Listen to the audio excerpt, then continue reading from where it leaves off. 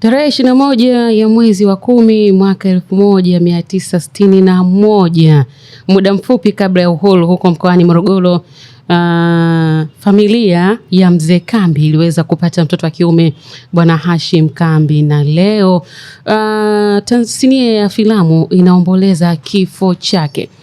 Tunamfahamu Mzee Hashim Kambi aliwahi kuwa mmoja wa waigizaji mahiri na nguli sana nchini Tanzania na Afrika Mashariki kwa ujumla. Aliigiza filamu nyingi, tamthilia nyingi zikiwemo Simu ya Kifo, Kipusa, The Lost Twins, Kipuri, Zuadiswa, Honeymoon, Surprise, Rip of Tears, Missed Call, Romance, Furaha Iko Wapi, The Passion, Damu ya Mjomba, Bwaga Moyo, Binti Musa, Sanda Nyeusi, Babu Sea, Nguvu ya Mapenzi, Penzi la Baba, Olopong, Silent Killer, Huba, My Fiancé Born Again, Pretty Girl na Dangerous Deal na filamu nyinginezo nyingi.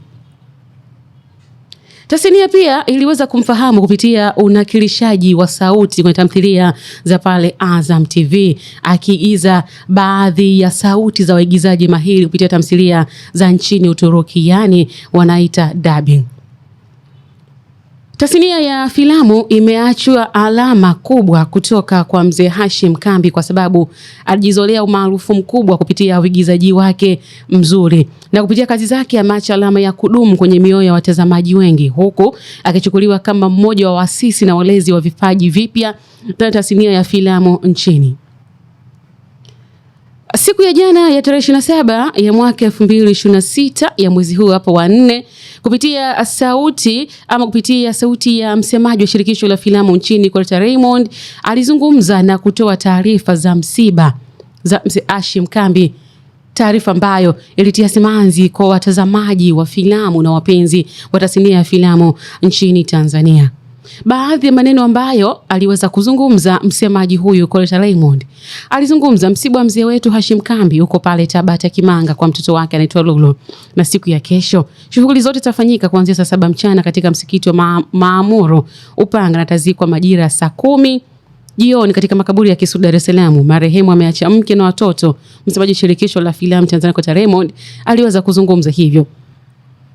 Kufuatia pia kifo hiki kilichotokea cha mwigizaji wa filamu nchini Mzee Hashim Kambi, baadhi ya waigizaji waliweza kutoa salamu za pole na kuzungumza maneno ya kutia simanzi zaidi, akiwemo mwigizaji mahiri Riyama Ali ambaye ameweza kufanya kazi nyingi na Mzee Hashim Kambi, lakini kubwa zaidi tuliweza kumuona akishiriki naye tamthilia ya Huba.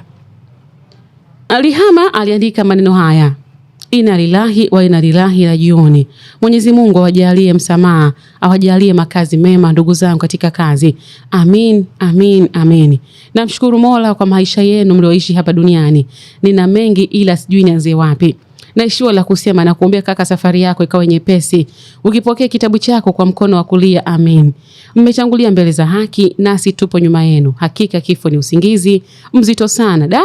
Mmelala na hamwezi kuamka kwa sasa. Hakika kifo kwetu ni mawaidha tosha. Pumzikeni kwa amani wapendwa wetu.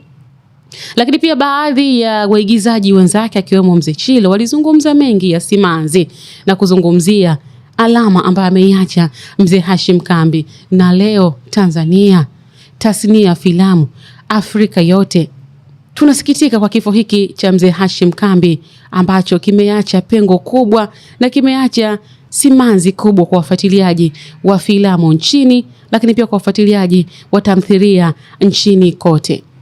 Mbali na hilo pia Mzee Hashim Kambi aliwahi kuwa mchezaji wa timu ya Yanga hapo zamani. Kwa hiyo ambaye ulikuwa ufahamu, mbali kuwa na kipaji cha kucheza filamu nyingi, lakini pia awali alikuwa mchezaji wa mpira kupitia klabu ya Yanga.